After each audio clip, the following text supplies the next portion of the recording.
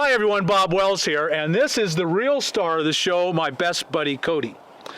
Welcome to our new channel. We've been promising you videos from the old channel for a long time, and we're just now finally getting them up. That's what we have for you today. I hope you enjoy them, and let's join that video in progress. This is Roxy. Say hi, Roxy. Hi there. And do I detect a little British accent there? Yeah, I'm from England. You're from England. Yeah. And how long have you been in America? I've been here almost 30 years now. 30 years? I've lost my accent. You still got a little. I hear a bit. And you are a nomad. Yes. And how long have you been living on wheels? I have been living on wheels for about 12 years. So. Long time. Yeah, and I've done some house sitting and stuff like that in between, but for the most part I haven't had a home. Stick and brick anyway. So you're either like pain or you like living on wheels? I love living on wheels. I love just being able to get up and go wherever, whenever. So the freedom of it, absolutely, yeah. The travel and all those things that we all love about living on wheels. And I don't pay rent. That's the best part. That's what I love the most. I don't have to work very many hours. So rather than pay someone else, you pay yourself. Yes. And you spend it how you want to spend it. Yep. Absolutely. So, and you live in a 3-story mansion. Yes. So let's go over here and look at your 3-story mansion. Here she is. It's Mitsubishi Montero. Sport. And yeah, this is my little rig, and I've lived in this or something similar to it in size for the last 9 years. I lived in a Jimmy for a few years, and I actually even lived in a Subaru Outback for a couple of years. That was a little tight. I kept banging my head on the door when I was getting out, and I got tired of it. Yeah. And I'm only 5'3", so. Because not everybody could live in something this size. No, very few people could. Pretty small. Pretty short, anyway. A very special person that lives in something this size. Yeah. So, show us your mansion. Okay. Pretty much it. It's a very small space. I have it still has the seat in here, and it is folded down, but it wouldn't do any good to take it out because it has a little step there anyway. So in order to get a level bed in here, this is my pee bucket. Okay. And I do protect while you talk. I have a basement here, and to make it simple, all I really did was put shoe boxes down, and that's my base, and I have storage down here, and I call it my basement. So that's and that works really well. And the bed is the first story. Yeah. This is the basement. Yeah. So this would just be a gap that was left. Yeah. And so you filled it in with storage. Yeah. Okay. I keep things I don't use very often down there. They're still easy to get at though.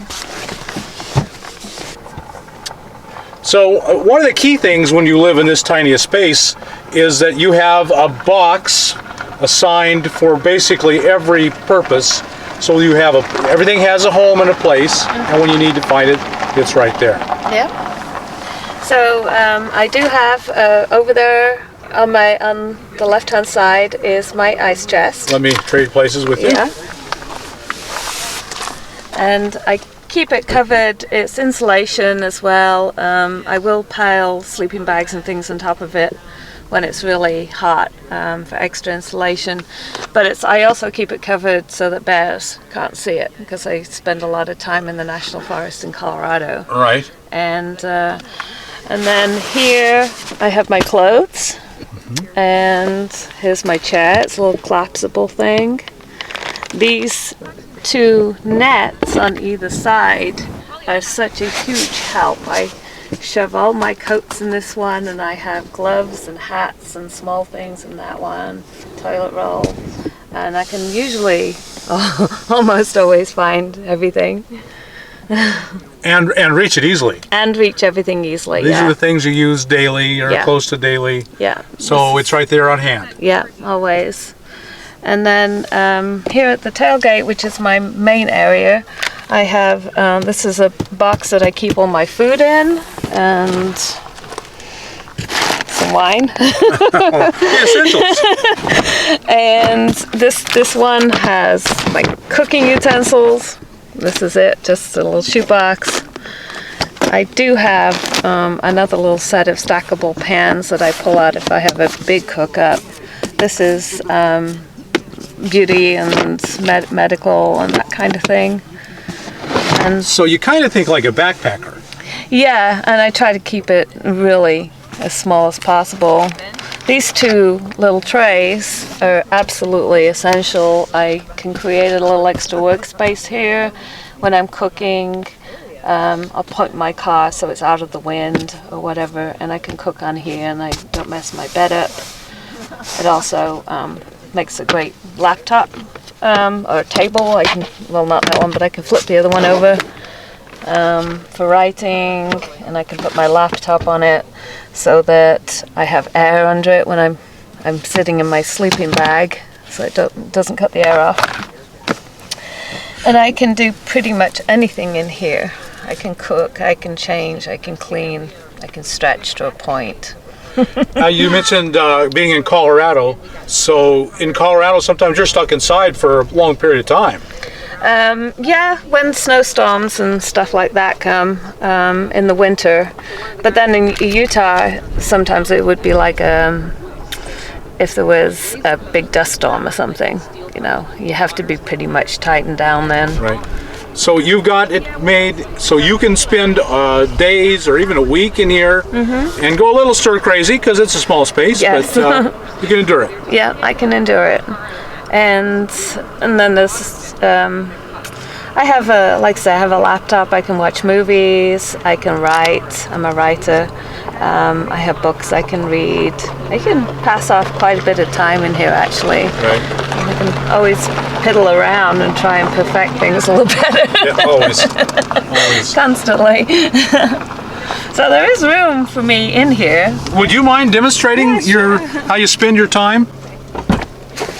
So I actually, I got plenty of room. I've got a little step here. I can put my shoes so I don't get dirty in here, and I can sit, and I can specifically here, if I want to, I can actually, if I move this out of the way, I can put my feet down here, and I can cook on top of this, or I can cook on top of this, and you know, I can do all kinds of things. I can have 3 cooking stations going if I felt safe doing it. Cook a gourmet meal. Yeah, I can cook a gourmet meal, and it's all to hand. You know, I just keep this open and got this little stove here. So everything's within hand's reach. Yep. And that's one of the things I love about it. It's all, when I go into a home, you have to walk so far to get everything. Yeah. And it's all just right here. And so Because it has a designated place, And, it's yeah. always there. Yeah. Here's my reading glasses, and my phone, little hat in case it's really cold and I want to sleep, pegs for hanging up curtains, screens. I have reflectors for the windows, and then I have a little curtain here to pull across here for privacy at this end. And I even sewed everything to match. Sure, you want it to be nice. It's a mansion. It's my home, yes. Yeah. It's my mansion. Yeah. So. And you're just a terribly organized person. Yeah, I do organizing for a living, so at least somewhat. But you know, we can all learn to do this. Have a tote for every item, every category, and things always get put away. Yep. Always in the same place. Yep. You just have to do that immediately because this can get very cluttered very quickly. Yes. And on the ice chest, I actually removed the hinges so I can access it from outside or inside, depending where I'm cooking. So when it's time for a cold drink, it's right there. Yep, always right there. No run to the fridge. Yeah, and I even have the bottle cap opener You've got to have that. handy, and the can opener handy. So everything's got a place. So you don't feel like you suffer? I don't suffer at all. No, I don't think so. I do. I think I'm very lucky because I can just hop in here and go. If I'm at the grocery store and I stock up and I go, oh, I don't feel like going back where I was. I'll go somewhere different tonight. Yeah. I just go. That's it. Yeah. Your life is totally yours. Yeah. As much as it reasonably can be. Yeah. Yeah. In today's world. Yeah. Wow. I can't really tell you how impressed I am. Okay. It's brilliant. And so I have my basement, but I also have an attic. An attic! 3 stories. Oh my. Let's take a look at that.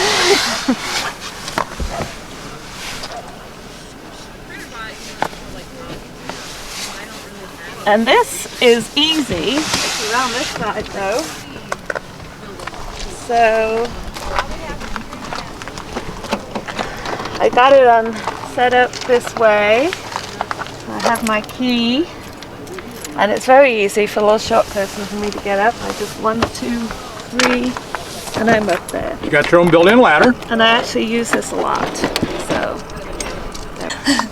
So anyway, yeah, this is my attic.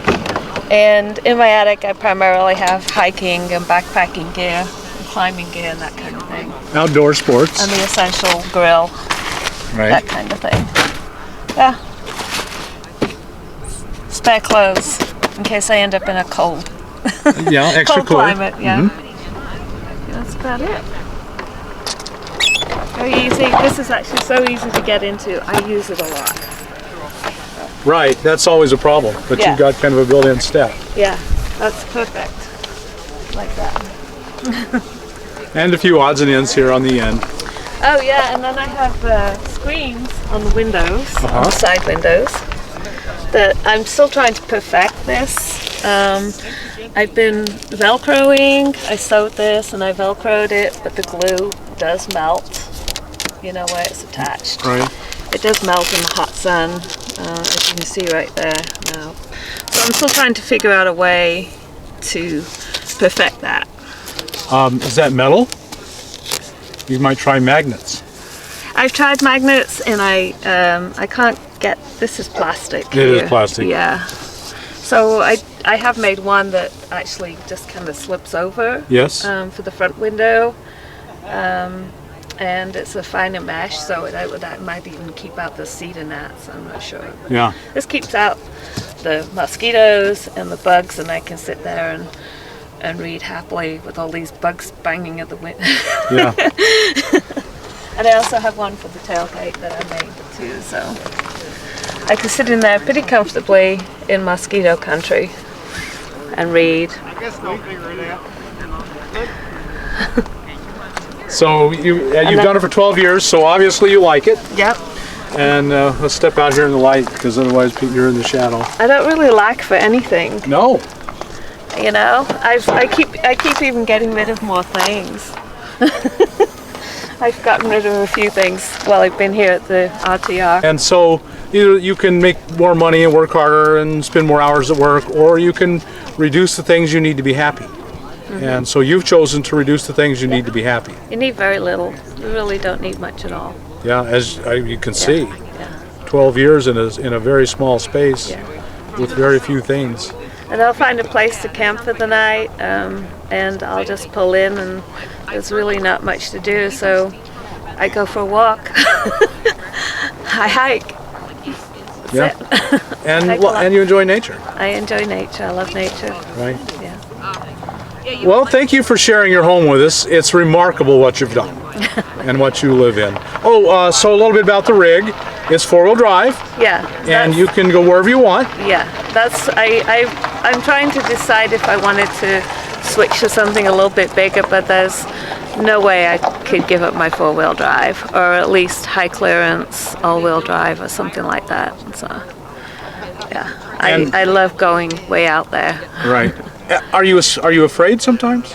I am afraid sometimes. I always try and push myself just a little bit beyond my comfort zone, but there is a point when I stop, you know. But sometimes it feels wonderful actually to push yourself beyond your comfort zone a little bit. And what I've learned is, of course, my comfort zone is forever expanding. So it used to just be a house, and then it was a town, and then it was a county, and then it was a state, and now it's several states. So my comfort zone is just getting bigger and bigger. And being from England, it's countries. Oh yeah, country too. Yeah, yeah.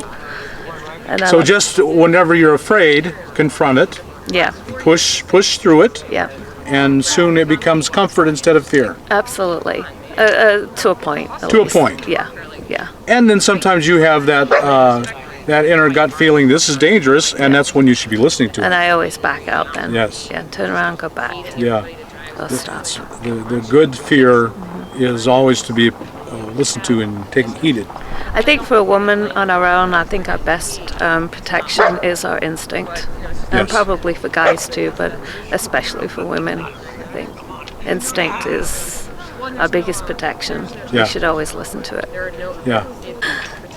Well, thank you, Roxy. I really appreciate your sharing your home with us, your mansion, and your wonderful, magical life. Thank you very much. Thank you. And happy trails. And happy trails to you. So there you have it, folks. A wonderful 3-story mansion with its own basement, living room, and attic. And it can be yours. And the freedom and the mobility that comes with a 4-wheel drive vehicle. So we'll talk to you next time. Until then, like us on YouTube and subscribe to our channel. Bye.